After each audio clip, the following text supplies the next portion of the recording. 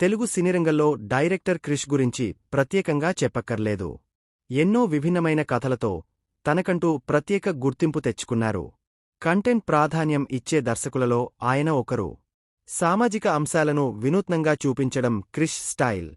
తెలుగులో గమ్యం సినిమాతో దర్శకుడిగా పరిచయమైన క్రిష్ తొలి చిత్రంతోనే డైరెక్టర్గా గుర్తింపు తెచ్చుకున్నారు.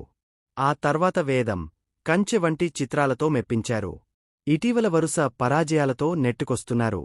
కొన్ని రోజుల క్రితం హీరోయిన్ అనుష్క ప్రధాన పాత్రలో తెరకెక్కించిన ఘాటి చిత్రం సైతం నిరాశనే మిగిల్చింది. ఇక ఇప్పుడు క్రిష్ నెక్స్ట్ ప్రాజెక్ట్పై ఆసక్తికర విషయం సోషల్ మీడియాలో చక్కర్లు కొడుతుంది.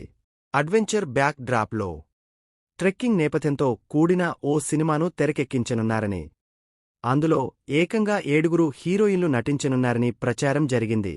పర్వత ప్రాంతాలు, అడవుల మధ్య సాగే సర్వైవల్ డ్రామాగా ఈ సినిమా ఉండవచ్చని, కమర్షియల్ ఫార్ములాకు భిన్నంగా ఈ సినిమా కథను క్రిష్ సిద్ధం చేసుకున్నారని టాక్ నడించింది. తాజాగా ఈ రూమర్స్పై క్రిష్ స్పందిస్తూ సెటైరికల్ ట్వీట్ చేశారు.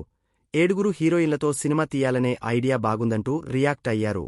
7 హీరోయిన్లు, ట్రెక్కింగ్, అడ్వెంచర్ ఐడియా బాగుంది, కాని అది నా సినిమా కాదు.